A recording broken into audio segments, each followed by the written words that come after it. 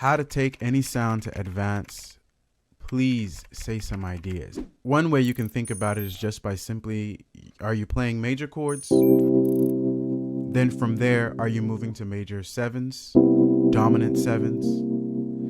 Then from there, are you moving to nines and 13s? So you can think through chord extensions, 11s. And so that's one way. It's chord extensions, just starting with 7s, 9s, 11s, and 13s. Then from there, are you moving on to passing chords? So for example, let's say you have a basic progression in a song from C to G. Now you can put a passing chord idea in there, which is a simple one would be, the most common chord I like to play to G is a D to a G, which the principle is coming from the circle of fifths, the 5 going to 1. So the 5 of G can go to the 1, which is G. All right. So let me say that back. Let me say that in a better way. The 5 of any chord can be the passing chord of that chord. Okay. So the 5 of G is D. So we can use D major going to G. So instead of playing C to G, we can do. Then we can make this into more extensions, right? We can change the inversion. So instead of just D major, we can make it a D over F sharp, which gives it a different sound. We can add D dominant 7. We can add D 7 flat 9. We can think through the extensions. And those are just two ways that you can begin to take any song from simple to more advanced. All right. I got some videos on my channel where I actually walk you through that process as well. So you can go ahead and check those out. How would you take a song like Hosanna by Hillsong and make it have a gospel sound? Nate, oh, great song. Great question. So.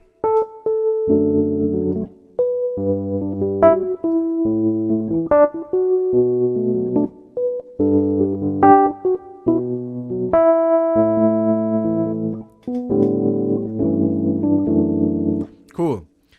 What would I do? Oh, man. All right.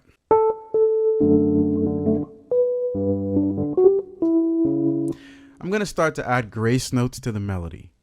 So before I even get to passing chords, I want to give it a more gospel feel, right? And adding grace notes to the melody is going to give it some more of that. So instead of playing, I might play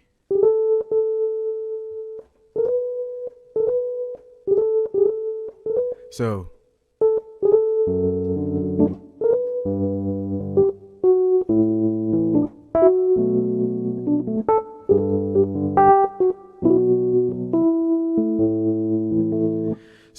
starting with grace notes. What else would I do? I would think through the rhythm, right? So the natural rhythm for the song is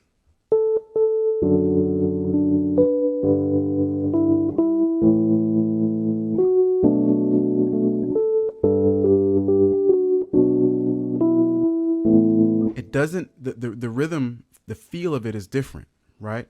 So what I might do is I might attack the one. I might attack certain beats in it. Let me see what beats I'm attacking because I'm just naturally doing.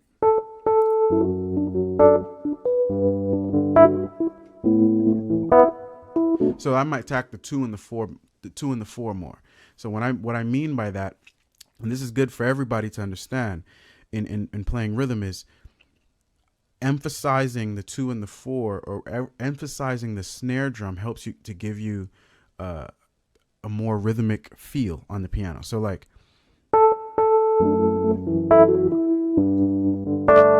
1, 2, 3, 4. 1, 2, 3, 4. 1. I'm just playing those 2 and the 4 a little bit louder than everything else. And that helps to establish a groove, right? And so those are some things that I would do. And then from there, I'm moving on to like passing chords. So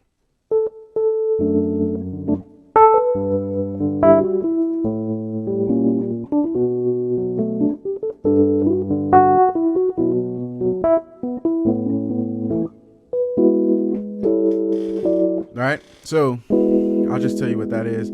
That's an E major chord over a G sharp. It's a A over G to a D over F sharp, right? It's leading me to that D over F sharp chord. So I start to add passing chords, beginning with adding chords from the circle of fifths.